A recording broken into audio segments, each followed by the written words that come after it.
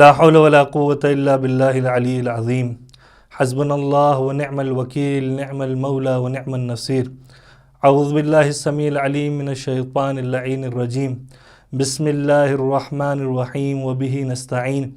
إنه خير ناصر ومعين وصلى الله على نبينا محمد وعلى آله الطيبين الطاهرين اللهم صل على محمد وآل محمد وعجل فرجهم الشریف۔ ناظرین کرام، سامعین محترم، سلسلہ دروس آج اپنی چوتھی منزل پر آ پہنچا ہے۔ مہدوی سماج کے سلسلہ دروس میں ہم نے آپ کے سامنے اس بات کو بیان کیا کہ کس طریقے سے اسلام کے سلسلے میں جب اورینٹلسٹ نے یعنی مغربی ممالک سے تعلق رکھنے والے یا نان مسلم اسلام شناسوں نے اسلام پر مطالعہ کیا، اسٹڈی کیا، تو کس طریقے کے نتائج اور کس طریقے کے کنکلیوژنز انہوں نے دنیا کے سامنے رکھے، اور آج موجودہ دور میں اسلام کو انہی کی تحقیقات، انہی کی ریسرچ کی اینک سے دیکھا جا رہا ہے اور سمجھا جا رہا ہے۔ اور آج جس انداز سے انہوں نے پوری دنیا میں ایک اسلاموفوبیا کی ویو پھیلائی ہے، اس سے ہر شخص متاثر ہو رہا ہے اور اسلام کے خلاف ایک نیگیٹو پرسپیکٹو کریٹ ہو رہا ہے۔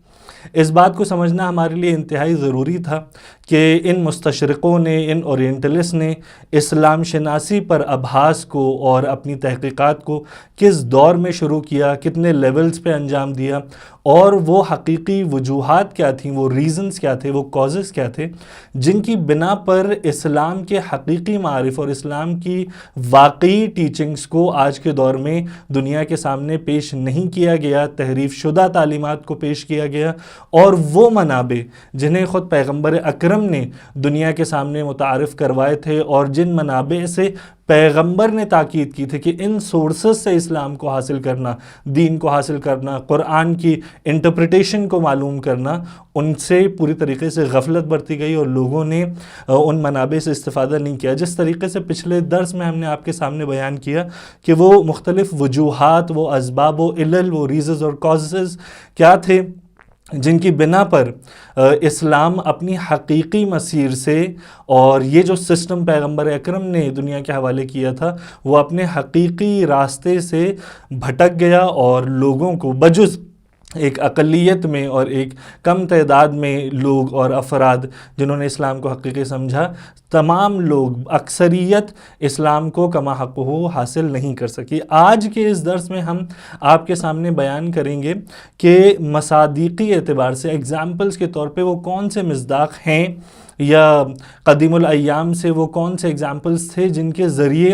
اسلام ہراسی کو کریٹ کیا گیا، پھیلایا گیا، اسلاموفوبیا کو لوگوں کے دلوں میں بیٹھایا گیا، اور آج کے دور میں جس کے نتائج اور جس کے کانسیکوینسز ہر مسلمان جھیل رہا ہے، برداشت کر رہا ہے کہ جب بھی اسلام کے بعض مقدس اصولوں کا تذکرہ کیا جاتا ہے، مقدس فروعات کا اور احکام کا تذکرہ کیا جاتا ہے، تو ایک نیگیٹو پرسپیکٹو لوگوں کے ذہن میں آتا ہے۔ جیسے آج کے دور میں جب بھی لفظ جہاد استعمال کیا جاتا ہے تو ہر شخص کے ذہن میں یہ خیال آتا ہے، جو شخص بھی اسلام سے آشنا نہیں ہے، وہ یہ سوچتا ہے کہ جہاد یعنی اسلام کا ایک ایسا طریقہ جس میں ظلم ہے، تشدد ہے، نعوذ باللہ بربریت ہے، ٹیررزم ہے، اور ہر طرح کی بے بندو باری، لا قانونیت اور انارکی پائی جاتی ہے۔ جبکہ اگر ہم تفصیل کے ساتھ اسلامی جہاد کے تمام مطالب کو، پوائنٹس کو، آداب و احکام کو اور شرائط کو سمجھنے کی کوشش کریں تو یہ بات ہمارے لیے پوری طرح سے واضح ہو جاتی ہے کہ یہ عمل کتنا مقدس ہے، اور اس کے فوائد اور اس کے آثار ہر دور میں واضح ہوتے ہوئے نظر آئیں گے۔ خود جہاد کو جس طریقے سے ایک صرف مسلح اقدام کے طور پہ پیش کیا، وہ اپنی ذات میں ایک نیگیٹو اپروچ تھی اس مسئلے کو سمجھنے کے لیے۔ خود پیغمبر اکرم صلی اللہ علیہ وآلہ وسلم اس بات کو ظاہر کر چکے تھے کہ جہاد صرف ایک طریقے کا جہاد نہیں ہے، وہ طریقہ جہاد جو آج کے دور میں دنیا والوں کے سامنے علی اعلان اور بالعموم پیش کیا جا رہا ہے، اس کی بھی امیج کو مخدوش کر کے پیش کیا جا رہا ہے، وہ ایک طریقے کا جہاد ہے۔ اس کے بھی صحیح تعلیمات کو سمجھنا ضروری ہے، اس کے بھی صحیح آداب و احکام کو سمجھنا ضروری ہے، لیکن اس کے بالمقابل ایک جہاد اکبر پایا جاتا ہے۔ ہر مسلمان کو، دنیا کے ہر شخص کو اسلام اس بات کی طرف دعوت دعوت دیتا ہے کہ سب سے پہلے اپنے نفس کے ساتھ جہاد کرو، اپنے نفس کے اندر جو خبائث پائے جاتے ہیں، جو رذیلتیں پائی جاتی ہیں، جو بری چیزیں پائی جاتی ہیں، ان کو ختم کرنے کی کوشش کرو. یعنی تزکیہ نفس اسلام کی نگاہ میں، نفس کی پیورٹی، سیلف پیوریفیکیشن اسلام کی نگاہ میں ایک بہت بڑا جہاد ہے جس کو دنیا کے سامنے پیش نہیں کیا جاتا. لیکن اس کے باوجود ہم آپ کے سامنے ایسی مثالیں پیش کریں گے، سب سے پہلے جہاد کے سلسلے میں، اور اس کے بعد اپنے معینہ وقت کے اندر اندر خود تعدد ازدواج یعنی پالیگمی، ایک سے زیادہ شادیوں کے سلسلے میں بھی ایسے مفاہیم آپ کے سامنے بیان کریں گے جو مسلمانوں اور نان مسلمز دونوں نے جب اسلام کو پراپرلی اسٹڈی کیا ہے تو انہوں نے یہ سمجھا ہے کہ یہ کتنے مقدس اسلامی قوانین ہیں جنہیں ڈسٹارٹ کر کے، جنہیں تحریف شدہ انداز میں دنیا کے سامنے پیش کیا جا رہا ہے. تو سب سے پہلے اگر ہم جہاد کے مسئلے پر گفتگو کرنا چاہیں، بہت زیادہ ڈیٹیل میں نہیں جائیں گے کیونکہ دامن وقت میں گنجائش نہیں ہے، لیکن خود ایک مغربی سکولر کی یہ بات انتہائی مفید ثابت ہوگی اسلامی بہت سارے قوانین کو سمجھنے کے لیے. من جملہ آج کے درس میں جو ہمارے 2 ٹاپکس ہیں انہیں سمجھنے کے لیے کہ ہم اسلامی کسی بھی قانون کو آج کے دور میں جو ایک نئے طرح کے حالات، نئی کنڈیشنز، نئے سرکمسٹانسز وجود میں ہیں ان کے تناظر سے نہ دیکھیں، بلکہ اس دور میں جا کر اس دور کے شرائط کو، اس دور کے سرکمسٹانسز کو سمجھیں اور اس کے بعد یہ معلوم کرنے کی کوشش کریں کہ اسلام یہ قانون کیوں پیش کر رہا ہے اور کس شرائط کے ساتھ، کس کنڈیشن اور کس سرکمسٹانسز کے لیے پیش کر رہا ہے. تو آپ کے سامنے جیک برک جو کہ ایک سوشالوجسٹ ہے اور بہت فیمس فرینچ اورینٹلسٹ ہے، اس کی تحریر کا ایک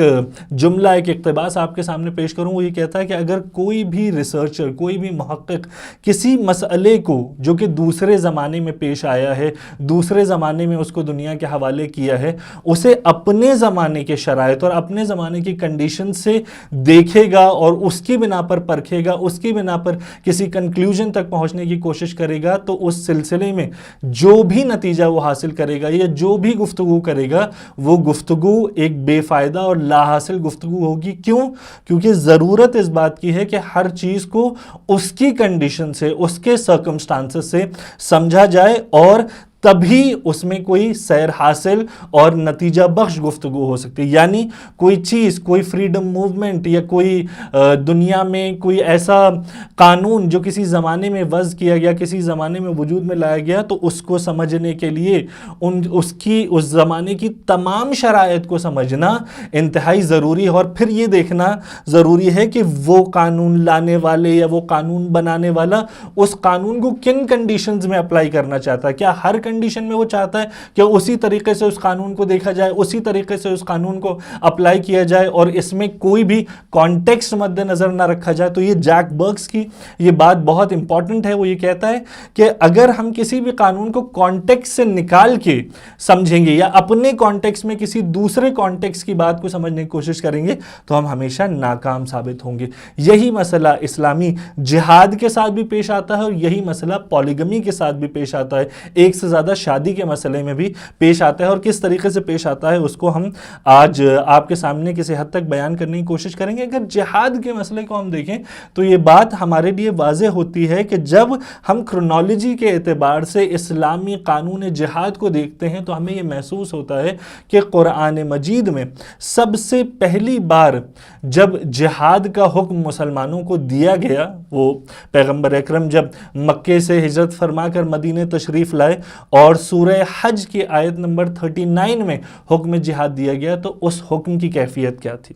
اس آیت میں کن کنڈیشنز کو رکھا گیا، کن سرکمسٹانسز کو مد نظر رکھا گیا، کن شرائط کو مسلمانوں میں پایا گیا، مسلمانوں کے خلاف پایا گیا، جن شرائط کی بنا پر مسلمانوں کو اس بات کا حکم دیا گیا کہ اب جہاد کرو. تو اگر اس آیت کو ہم سمجھیں اور اس پر غور کے ساتھ ہم مطالعہ کریں تو ہمیں یہ محسوس ہوتا ہے کہ اسلامی جہادی سسٹم، اسلام کا جو نظام جہاد ہے وہ کس طریقے کا ہے اور اس کی حقیقت کیا ہے. اور اس کی اگلی آیت پر بھی ہم تبصرہ کر کے اس بات کو واضح کریں گے کہ اسلام کا جہاد کیا صرف مسلمانوں کے فائدے میں ہے یا پھر اسلام کا جہادی سسٹم، اسلام کا نظام جہاد ہر مظلوم کے حق میں ہے، ہر ستم دیدہ کے حق میں ہے، ہر اپریسڈ قوم کے حق میں ہے۔ تو پروردگار عالم سورہ حج کی آیت نمبر 39 میں ارشاد فرماتا ہے اذن للذین یقاتلون بانہم ظلموا وَإِنَّ اللَّهَ عَلَىٰ نَصْرِهِمْ لَقَدِيرٌ، جن لوگوں سے مسلسل جنگ کی جا رہی ہے، جن لوگوں کے خلاف مسلسل حملہ کیا جا رہا ہے، جن لوگوں کے ساتھ قتال کیا جا رہا ہے، ان کو اب قتال کی، اب جنگ کی اجازت دے دی گئی۔ تو سب سے پہلا پوائنٹ کیا ہے کہ یہاں پر ایک ڈیفینسو سسٹم ہے، ڈیفینسو اسٹریٹجی ہے، جس کو سب سے پہلی ہی آیت میں قرآن مجید نے جب جہاد کا تذکرہ کیا گیا، جب جنگ کا تذکرہ کیا تو واضح کر دیا کہ اذن للذین یقاتلون، جن سے قتال کیا جا رہا ہے اب ان کو اجازت دی گئی ہے۔ سب سے پہلا پوائنٹ یہ، اور دوسرا پوائنٹ بِأَنَّهُمْ ظُلِمُوا، ان کو کیوں اجازت دی جا رہی ہے کہ اب وہ بھی ریسپونڈ کریں؟ کیونکہ ان کے اوپر ظلم ہوا ہے۔ یعنی جہاد کرنا، یعنی اپنا اس انداز سے ڈیفنس کرنا، یعنی قتال کرنا، یعنی اسلحہ اٹھانا اسلام میں کس شخص کے لیے ضروری ہے، کس کو اجازت دی گئی ہے؟ بِأَنَّهُمْ ظُلِمُوا، جو مظلوم واقع ہوا ہے، جس کے اوپر ظلم کیا گیا ہے، جس کے خلاف بار بار اسلحے اٹھائے گئے ہیں، حملہ کیا گیا ہے، یعنی مظلوموں کو اجازت دی گئی ہے۔ اور کیا کوئی بھی عاقل، کیا کوئی بھی سمجھدار انسان اس بات کو ڈینائی کرے گا کہ تمہارے خلاف چاہے جتنے حملے ہو رہے ہو، تمہارے خلاف چاہے جتنا ایگریشن دکھایا جا رہا ہے، بالکل خاموشی سے بیٹھے رہو، کسی بھی طریقے سے اپنے آپ کو ڈیفینڈ نہ کرو؟ کوئی تمہیں مارنے آ رہا ہے تو تم آسانی سے مار کھا لو، کوئی تمہاری ناموس پر حملہ کر رہا ہے، تمہارے بچوں پر حملہ کر رہا ہے، تمہارے گھروں پہ حملہ کر رہا ہے، تمہارے ساتھ ظلم و فساد کا اور تشدد و بربریت کا رویہ اختیار کیے ہوئے، اس کے باوجود تم خاموش رہو؟ کوئی انسان، دنیا کا کوئی بھی عاقل انسان ایسے سلوک کو گوارا نہیں کرے گا، اسے نامردی کہے گا، اسے بے حیائی کہے گا، اسے بے غیرتی کہے گا۔ اور اسی کی طرف اسلام نے اپنے جہاد کے سسٹم میں اشارہ کیا ہے اور تاکید کی کہ چونکہ تم سے قتال کیا جا رہا ہے اور چونکہ تم مظلوم ہو تو تمہیں اس بات کی اجازت ہے کہ تم اپنا دفاع کرو، اور اس بات کو بھی پوری طریقے سے اپنے ذہن میں رکھنا وَإِنَّ اللَّهَ عَلَىٰ نَصْرِهِمْ لَقَدِيرٌ، جو لوگ مظلوم ہیں، جن لوگوں کے خلاف یہ ایگریشن ہو رہا ہے، اللہ ان کی نصرت کے لیے پوری طریقے سے قدرت رکھتا ہے اور ان کا حامی اور مددگار ہے۔ یہ سورہ حج کی آیت نمبر 39 میں پوری طریقے سے پروردگار عالم نے واضح کیا، اور اس کے بعد ان کی مظلومی کو بھی واضح کرتے ہوئے پروردگار فرماتا ہے کہ ان کی مظلومی کیا تھی؟ الذین اخرجوا من دیارہم، یہ وہ لوگ ہیں جنہیں اپنے گھروں سے، اپنے وطن سے، اپنی سرزمینوں سے نکال دیا گیا۔ اور کیوں نکالا؟ بغیر حق، ناحق نکال دیا گیا۔ مظلوم واقع ہوئے یہ جب انہیں نکال دیا گیا، ان کا کوئی قصور نہیں تھا، ان کی کوئی خطا نہیں تھی، بے گناہ تھی جب نکال دیا گیا۔ ان کا کیا کہنا تھا، ان کا کیا شعار تھا، ان کا کیا نعرہ تھا؟ الا ان یقولوا ربنا اللہ، یہ صرف یہ کہتے تھے کہ ہمارا پروردگار، ہمارا پالنے والا، ہمارا رب صرف اللہ ہے۔ اس بنا پر ان لوگوں کے اوپر ظلم ہوا، اس بنا پر ان لوگوں کے اوپر ستم ہوا۔ تو اب اپنے اس شعار کو ڈیفینڈ کرنا ہے، اپنی مظلومیت کو اسلحہ بنا کر اپنا دفاع کرنا ہے۔ اب صرف مار نہیں کھانی ہے، اب صرف ستم برداشت نہیں کرنا ہے، بلکہ اب جواب دینا ہے۔ کیوں؟ کیونکہ ہر عاقل یہ سمجھتا ہے کہ اگر ہم مظلوم واقع ہو رہے ہیں اور ظالم کے خلاف ہم جواب نہیں دے رہے ہیں تو یہ بھی ظالم کے ظلم میں اضافہ کرنے والی بات ہے۔ یعنی آپ خود اس کی مدد کر رہے ہیں اس کا جواب نہ دے کے، وہ ظلم کر رہے ہیں اور آپ ظلم برداشت کیے جا رہے ہیں۔ ایک حد ہوتی ہے، ایک لمٹ ہوتی ہے، اگر آپ اس لمٹ سے گزر جائیں گے، اگر آپ اس لمٹ سے تجاوز کر جائیں گے تو آپ بھی مظلوم نہیں کہلائیں گے، پھر آپ ظالم کے معاون کہلائیں گے کہ اب تو آپ کے پاس حالات تھے، اب تو آپ کے پاس کنڈیشنز تھی کہ آپ اپنے آپ کو ڈیفینڈ کر سکتے تھے، اپنا دفاع کر سکتے تھے، کہ اس کے باوجود آپ نے اپنا دفاع نہیں کیا۔ اور پھر اسی آیت میں پروردگار عالم ارشاد فرماتا ہے وَلَوْلَا دَفْعُ اللَّهِ النَّاسَ بَعْضَهُمْ بِبَعْضٍ، اور اگر پروردگار عالم نے ایک گروہ کے ذریعے سے دوسرے گروہ کو ریپل نہ کیا ہوتا، ان کو ہٹایا نہ ہوتا، ایک گروہ کے ذریعے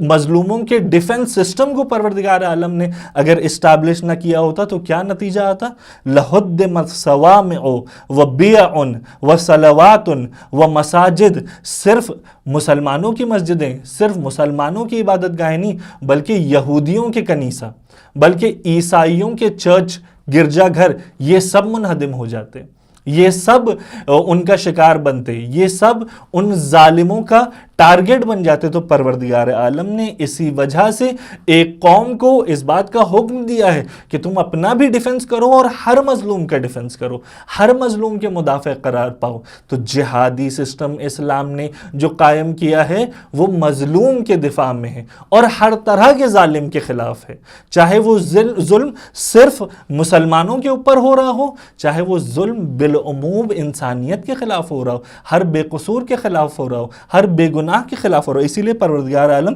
اس آیت میں کہتا ہے کہ صرف مسلمانوں کی مسجدیں منہدم نہیں ہوں گی۔ اس بات کو یاد رکھنا کہ اگر ظالم کے خلاف آواز نہیں اٹھائی گئی، اگر ظالم کے خلاف قتال نہیں کیا گیا، اگر صرف ظلم سہتے رہے اور برداشت کرتے رہے، تو مسلمانوں کی مسجدوں کے ساتھ ساتھ یہودیوں کے کنیسہ، عیسائیوں کے گرجا گھر بھی گرائے جائیں گے، کیونکہ جب ظالم، جب مستکبر اپنے ظلم اور استکبار پر آتا ہے تو وہ کسی چیز کو نہیں دیکھتا ہے کہ یہ کس مذہب سے تعلق رکھتی، یہ کس دین کے آثار سے تعلق رکھتی، وہ صرف تباہی اور بربادی پھیلاتا جاتا ہے۔ تو اسلام نے جس سسٹم کو انٹروڈیوس کیا ہے اسے سمجھنے کی ضرورت ہے، اسے بغیر پڑھے، بغیر سٹڈی کیے ہوئے، بغیر مطالعہ کیے ہوئے اپنے تعصبات کا نشانہ بنانے کی ضرورت نہیں ہے، اپنے پریجوڈس کا شکار بنانے کی ضرورت نہیں ہے، پہلے سمجھنے کی ضرورت ہے۔ اور اگر کوئی شخص ان تمام تعلیمات کو بغیر کسی تعصب کی اینک پہنے ہوئے پڑھے گا تو یقیناً اس کی تعریف کرے گا، عاقل ہوگا تو اس کی ستائش کرے گا اور اسے قبول کرے گا کہ ہر نظام میں، ہر سسٹم میں، ہر ملک میں اس چیز کی پذیرش ہے، اس کو ایکسیپٹ کیا جاتا ہے۔ اور اسلام چونکہ ایک رحمت کا مظہر دین ہے، ایک عقلانیت کا مظہر دین ہے، تو اسلام میں بھی بطریق اولیٰ یہ تمام تعلیمات پائی جاتی ہیں اور پائی جانی چاہیے۔ اسی کے ساتھ ساتھ اگر ہم اسلام کے بتائے ہوئے احکام جہاد، احکام جنگ، آداب جنگ کو سیکھیں اور اس کو اسٹڈی کریں، تب بھی ہمیں محسوس ہوتا ہے کہ اس جہاد کے سلسلے میں بھی، اس قتال کے سلسلے میں بھی اسلام نے کس طریقے سے اپنی رحیمانہ پالیسی، اپنی رحمت آمیز پالیسی کو منظر عام پر پیش کیا کہ جہاد کا مطلب قتل عام نہیں ہے، جہاد کا مطلب بے بندوباری نہیں ہے، جہاد کا مطلب صرف خونریزی نہیں ہے، ناحق خونریزی نہیں ہے، لیکن جس نے تمہارے اوپر تجاوز کیا ہے اسی حد تک اس سے انتقام لینا یا اسی حد تک اس کو جواب دینا، یہ جہاد ہے۔ یہ نہیں ہے کہ اب جب کہ تم مظلوم واقع ہوئے ہو تو اب تمہارے لیے کوئی حد معین نہیں ہے، اب تمہارے لیے کوئی باؤنڈریز معین نہیں، اب تم جو جی میں آئے کرو، جس طریقے سے انتقام لینا چاہو انتقام لو۔ نہیں، جہاں پر اسلام نے اجازت دی کہ اب تم اپنا دفاع کر سکتے ہو، وہیں اسلام نے کہا کہ جس طریقے سے اور جس حدود کے ساتھ، جس انداز سے تمہارے اوپر تعدی کی گئی ہے، تجاوز کیا گیا، صرف اسی لیول تک رہنا،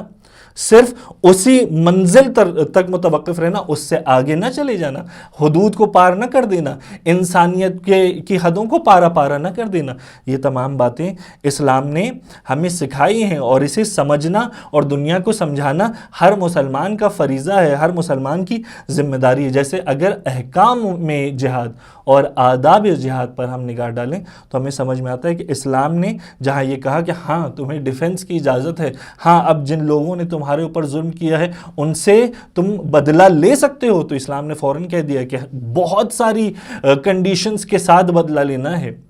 بہت ساری حدود کی رعایت کرنا ہے، بہت سارے آداب کی رعایت کرنا ہے۔ جیسے تمہیں اس بات کی اجازت نہیں ہے کہ جہاں پر تم جاؤ اس انتقامی کارروائی میں، یہ دفاعی کارروائی میں تم جاؤ، وہاں پر اس بات کی اجازت نہیں کہ وہاں جتنے درخت پائے جائیں وہ سب درخت کاٹ دو۔ اسلامی جہاد اس بات کی اجازت نہیں دیتا۔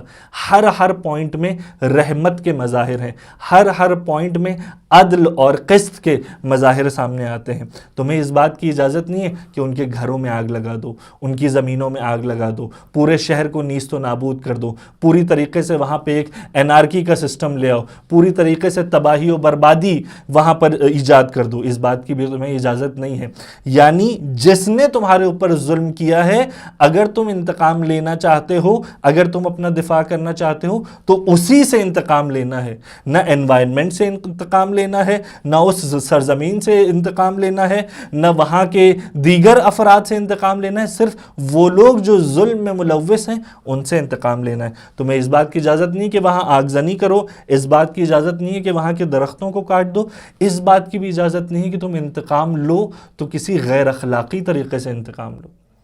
مردانہ طریقے سے انتقام لو، دلیرانہ طریقے سے انتقام لو، جاؤ مردانگی دکھاؤ، شجاعت دکھاؤ، دلیری دکھاؤ، اپنی طاقت دکھاؤ، یہ دکھاؤ کہ مظلوم بھی جب تلوار اٹھاتا ہے تو وہ پوری قدرت کے ساتھ تلوار اٹھاتا ہے اور اللہ کی نصرت اس کے شامل حال ہوتی ہے۔ کیا غیر مردانہ کام انجام نہ دینا، ہرگز کسی کو مسموم نہ کرنا، زہریلی ہوائیں نہ پھیلانا، ایسا نہ کرنا کہ وہ شخص جس نے ظلم کیا ہے، وہ قوم جس نے ظلم کیا ہے، اس کے ساتھ ساتھ دیگر افراد نسلاً بعد نسلیں مختلف جنریشنز بھی اس کی شکار ہو جائیں۔ جیسے کہ ہم نے پچھلی صدی میں دیکھا کہ ایک قوم نے اپنے دفاع کے نام پہ دوسری قوم کے اوپر ایٹامک بام کے ذریعے سے حملہ کیا، اور جن لوگوں کے اوپر حملہ کیا شاید ان کے عشر عشیر بھی، ان کا 1/10 بھی ان کے خلاف اقدام کرنے میں شامل نہیں تھا، لیکن تمام بے قصوروں کو مارا، اس پوری سرزمین کو۔ ہیروشیما اور ناگاساکی کی مثال آپ کے سامنے موجود ہے۔ وہ لوگ جو آج کے دور میں مرسی کی گہار لگاتے ہیں، بینیفیسنس اور رحمت آمیز شعار بلند کرتے ہیں، آپ ان کے کارنامے دیکھیے اور پھر اسلام کے احکام دیکھیے، اسلام کے آداب دیکھیے۔ ہم دیکھتے ہیں کہ جب ایٹامک بم مارا گیا تو وہ نسل بھی متاثر ہوئی، اور اس دور سے لے کر آج کے دور تک تمام نسلیں اس کے کیمیکل سے اور اس کے اثرات سے متاثر ہوئیں۔ وہ پورا خطہ برباد ہو گیا، وہ پوری سرزمین برباد ہو گئی۔ اسلام ایسے جہاد کی ہرگز اجازت نہیں دیتا، ایسے دفاع کی ہرگز اجازت نہیں دیتا۔ اگلے مرحلے پر اسلام خواتین کے قتل کو جائز نہیں قرار دیتا، کہ اگر خواتین کو سپر نہیں بنایا جا رہا، ان کو شیلڈ نہیں بنایا جا رہا، وہ تمہارے خلاف قتال میں شامل نہیں تھیں، تو صرف اس بنا پر کہ اب تم حملہ آور ہو گئے ہو، اب تم مسلط ہو گئے ہو، اب تم ڈومیننٹ پاور ہو، تو ہرگز یہ نہ سوچنا کہ تم جو کام بھی کرو گے ان تمام کاموں میں اللہ تمہاری حمایت کرے۔ نہیں، اگر تم بھی ظالمانہ طریقہ اختیار کرو گے تو تمہیں بھی عذاب میں مبتلا کیا جائے گا، تمہیں بھی ظالم شمار کیا جائے گا، پھر تم مظلوم نہیں رہ جاؤ گے۔ اگر وہاں کی خواتین بے قصور ہیں تو ان کی خواتین کو قتل کرنے کی اجازت نہیں ہے، بچوں کو مارنے کی اجازت نہیں ہے۔ اس کے بعد وہاں جو دیوانے، مینٹلی چیلنج لوگ ہیں، ناتواں لوگ ہیں، ان کو مارنے کی اجازت نہیں ہے۔ جیسے ان کے بوڑھوں کو جو جنگ میں شامل نہیں تھے ان کو مارنے کی اجازت نہیں۔ نابینا افراد اگر ہیں، کمزور، لاچار، پیرالائزڈ، ہینڈیکیپڈ افراد اگر ہیں تو ان کو مارنے کی تمہیں اجازت نہیں ہے، مگر یہ کہ ان میں سے کسی کو جنگ کے لیے سپر بنایا جا رہا ہے، یا ان میں سے خود راضی ہو کر مسلمانوں کے خلاف میدان میں آ کر یا تمہاری فوج کے خلاف میدان میں آ کر حملہ آور ہو رہے ہیں، ورنہ عام حالات میں انہیں مارنے کی اسلام نے ہرگز اجازت نہیں دی۔ اور اس کے بعد اگر تم نے مار بھی دیا ہے، تم نے اگر انتقام لیا ہے، دفاع کیا ہے، اگر تم نے وہ جذبہ ظاہر کیا ہے، اب تمہیں اس بات کی اجازت نہیں ہے کہ ان کے کشتوں کے ساتھ بھی بے احترامی کرو، جو مر گئے ہیں مردوں کے ساتھ بے احترامی کرو۔ تمہیں اس بات کی اجازت نہیں ہے کہ انہیں مسلح کر دو، ان کے کان کاٹ دو، ان کی ناک کاٹ دو، ان کے بدن کے اعضاء کو پارا پارا کر دو، تمہیں اس بات کی اجازت بالکل نہیں ہے۔ تو اگر اس پورے سسٹم کو ہم ایک اچھے انداز سے اسٹڈی کریں، ایک منصفانہ انداز سے اسٹڈی کریں، تو ہمیں یہ بات محسوس ہوتی ہے کہ اسلام نے ہرگز اپنے جہادی سسٹم میں کسی بھی طرح کے بربریت کو، تشدد کو، ٹیررزم کو، باربیرک انداز کو، شدت پسندی کو، ایکسٹریمزم کو ہرگز قبول نہیں کیا، اور اسلام نے اس سسٹم کو تمام تر آداب و احکام کے چار دیواری میں دنیا کے سامنے پیش کیا ہے کہ ایک منصف طریقہ، ایک عادلانہ طریقہ، ایک حقیقی مسلمان کا طریقہ کیا ہونا چاہیے۔ اور اس میں بھی اسلام نے بارہا کہا ہے کہ اگر صلح سے کام چل سکتا ہے، اگر صلح کا آپشن ہے، اگر سامنے والا اسلام کے دائرے میں آنا قبول کر رہا ہے، اگر سامنے والا اب اپنی ہٹ درمی سے ہٹنا، اپنے استکبار سے ہٹنا قبول کر رہا ہے، اور اس بات کی گنجائش محسوس کرتے ہو کہ صلح کی جائے تو صلح کر لینا۔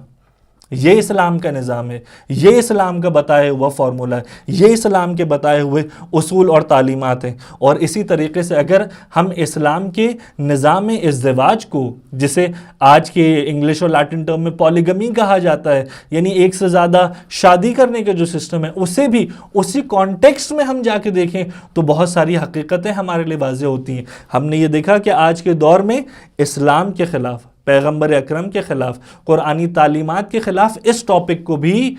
دنیا بھر میں استعمال کیا گیا کہ اسلام تو حقوق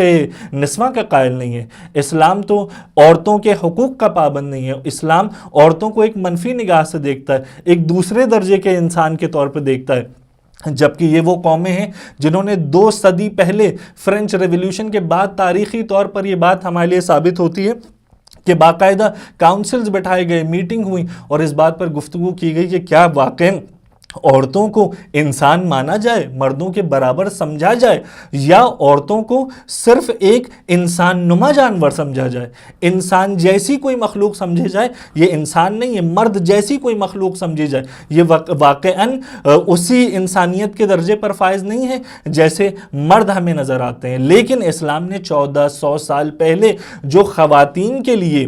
جو عالم نسواں کے لیے نظام پیش کیا ہے، وہ نظام بے نظیر، اور آج کے دور میں بھی اگر اسے صحیح معنوں میں سمجھا جائے تو حقیقتیں ہمارے اوپر واضح ہوتی ہیں کہ دنیا کا کوئی بھی ایسا سسٹم نہیں ہے جس نے ہر ایسپیکٹ سے، سوشل ایسپیکٹ سے، فائنینشیل ایسپیکٹ سے، اکنامک ایسپیکٹ سے،